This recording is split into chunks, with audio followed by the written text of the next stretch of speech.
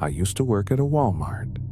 The Walmart I worked at was open 24 hours back then. Due to my kids' school schedule, I would work overnight shifts so that I would be available to drop him off and pick him up.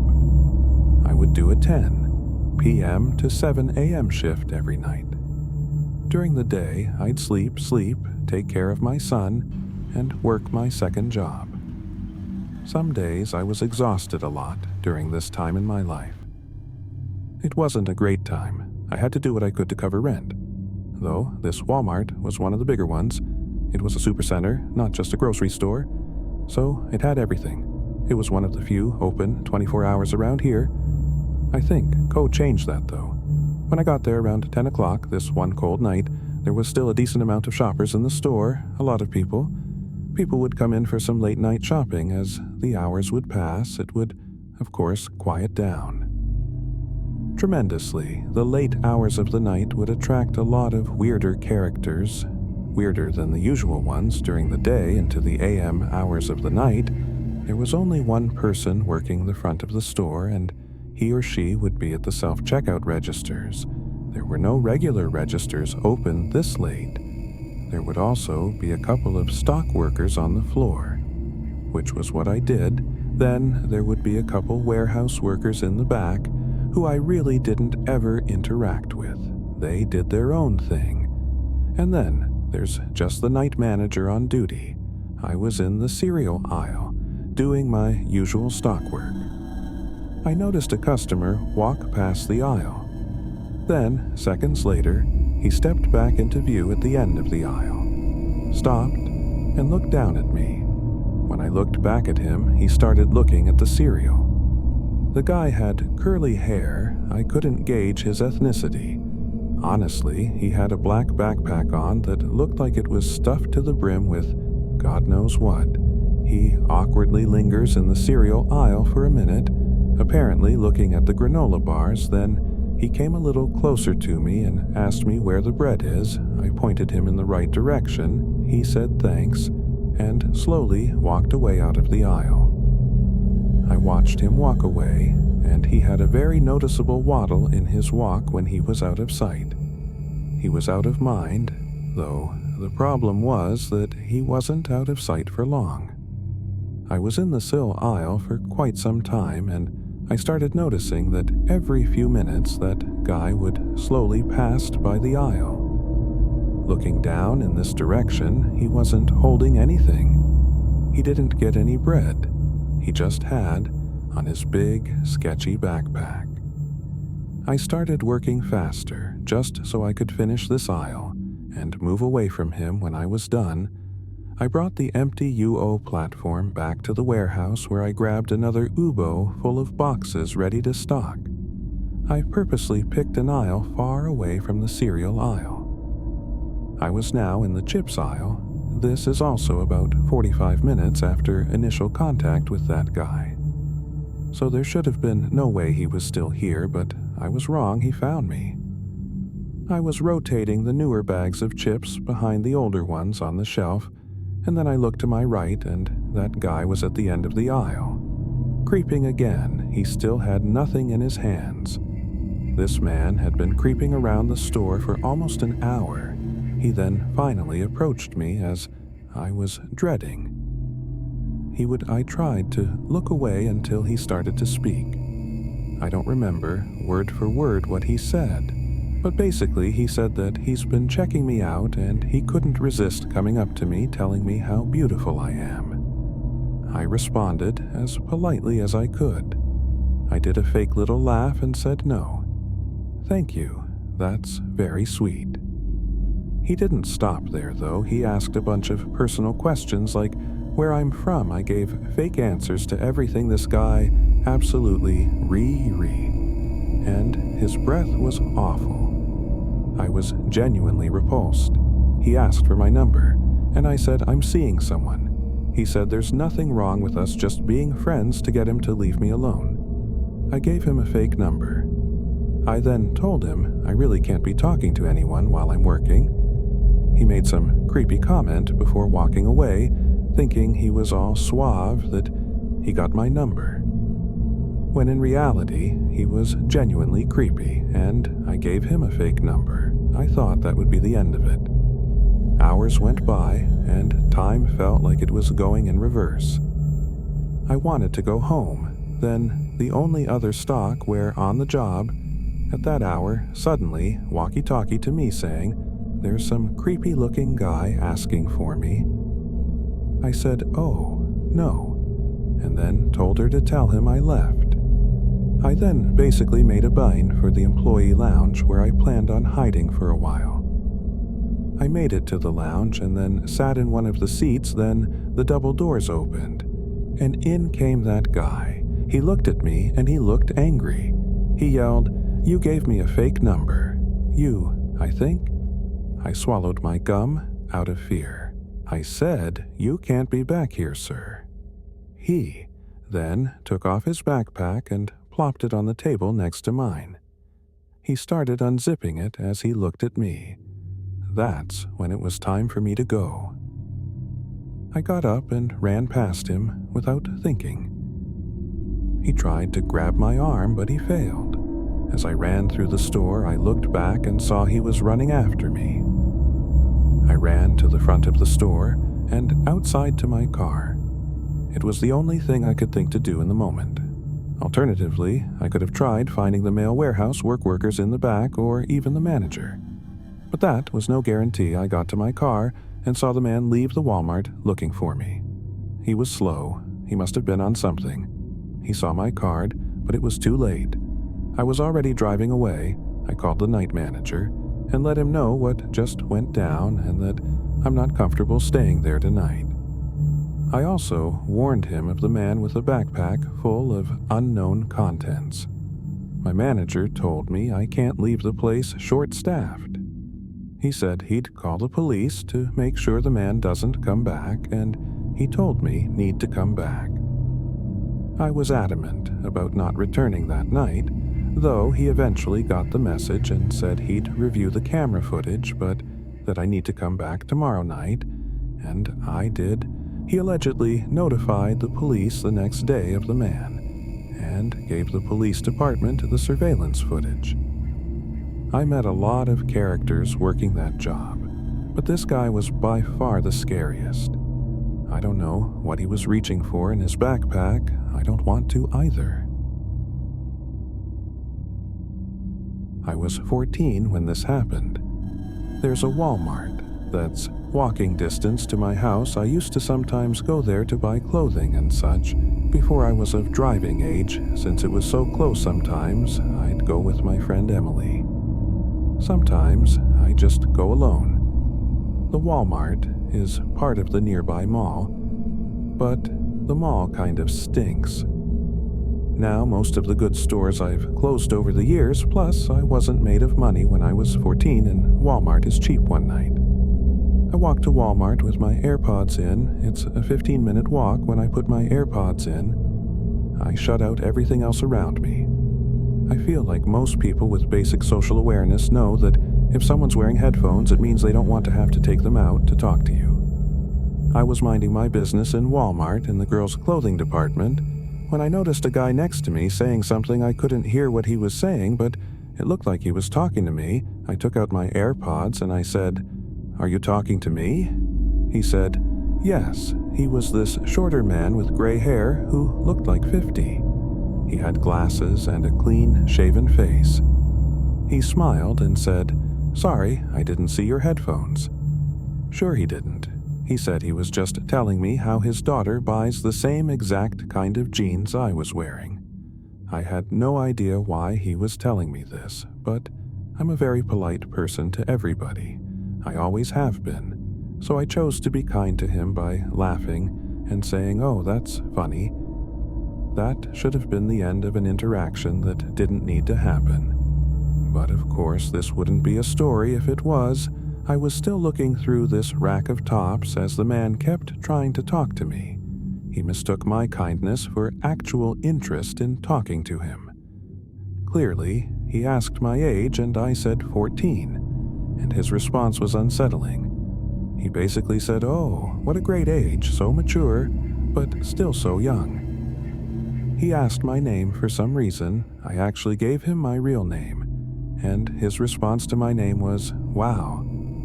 That's my favorite name for a girl next up." He asked what school I went to, and around now was when I decided to start making things up. I said, "I'm actually not from around here. I'm just visiting my cousin. He couldn't let it go, though."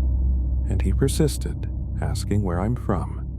I said, "I'm from out of state," keeping it vague, but then he said, "I've seen you around here before. Are you sure you're not from around here?" I looked at him and tried to think of a response, but instead I ended up turning around and walking away from him. I was, for the first time, ever, actually made very uncomfortable by a stranger. The way he said he'd seen me before made me feel as though he'd been watching me or paid attention to me in this Walmart before I went to buy the jeans I was holding at the front of the Walmart. Then I walked through the store to enter the mall. It was November or December, and they had just put up the Christmas decorations, so I wanted to walk through, and I also wanted to see if any new stores opened since my shopping in Walmart was cut short. I walked through the mall with really nothing. Catching my eye, I went into a Victoria's Secret, and while inside of there, I saw through the glass that guy from Walmart sitting on a bench in the mall outside of the Victoria's Secret. I left the store and started walking very quickly through the mall when I turned around and saw he was now walking behind me. I started to panic and called my mom asking her for a ride because I was being followed by a man. I took her advice and waited in a store with multiple people inside. He came to the entrance of the store and he creepily said my name in this way that he clearly didn't want a lot of people to hear him. I started to feel sick. I went to the cashier and said, "This man is following me. I don't know him." Some customers overheard and looked over, and the man clearly noticed and started walking away into the mall. The cashier, who was probably only 20 years old herself, sympathized with me. A couple even came over and said they'd wait with me until my mom got here. My mom came into the mall eventually, and I left with her thanking the couple who waited with me. I didn't go to the mall or that Walmart alone anymore. I didn't even go back with friends for a long time either. I hope that guy got caught being a creep and has been taken off the... My worst job ever was working at Walmart. I worked there only for a few months. I hated every minute of it. Honestly, I didn't get along with a lot of my coworkers. The customers were crazy and weird. I felt like a lot of people just generally were unfriendly. I was 24, and Walmart was my second job to make ends meet with my new apartment.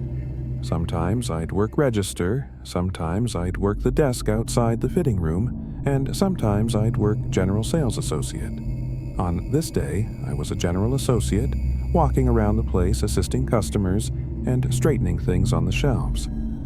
I interacted with a bunch of people that day. I still remember dealing with some of the dumbest customers I'd ever had the displeasure of interacting with, but nothing could have prepared me for who I was going to run into. That day, I got a random pat on the back, and I turned around to see my ex-girlfriend, Casey. She looked super happy to see me and went in for a hug. I was surprised because she didn't live anywhere near here. I asked what brought her here, and she said she heard through a mutual friend that I started working here recently. Casey and I did not leave off on good terms at all. She had been harassing me for a while since I had broken up with her, and I had to end up blocking her on everything to get her to stop.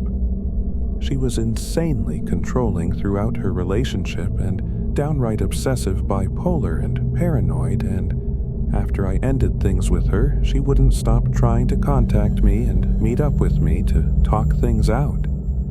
Even though we had talked things out multiple times, she even left multiple voicemails crying. I take no joy in any of that.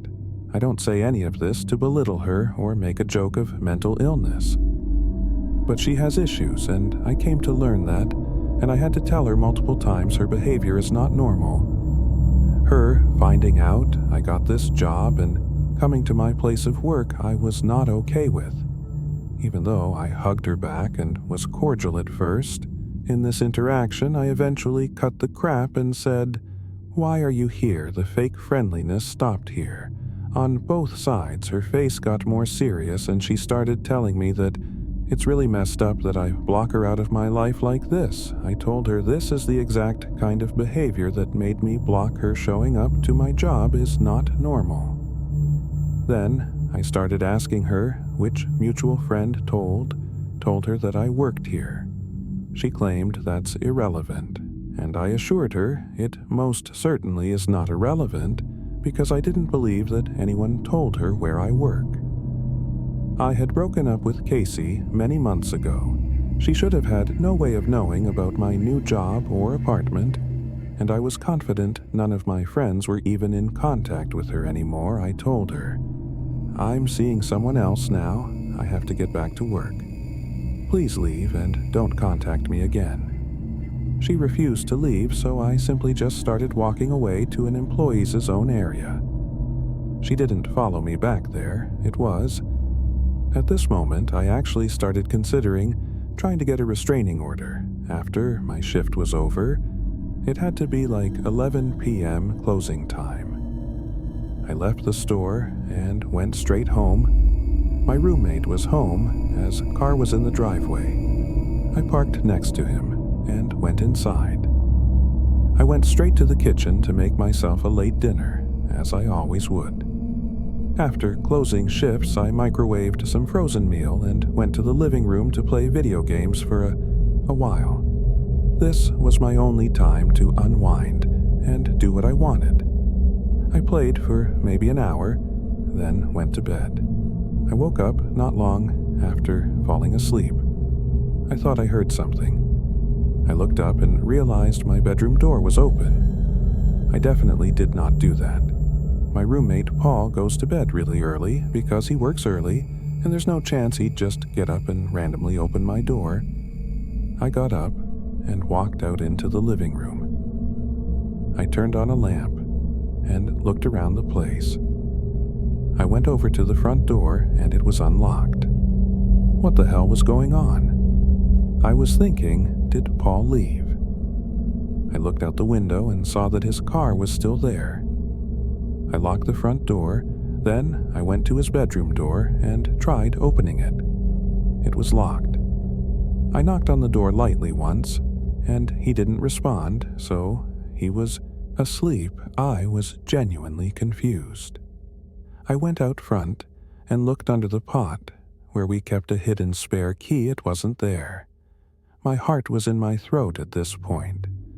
The only person in this world, besides Paul and my family, who knows that I like to hide a spare key outside, is Casey.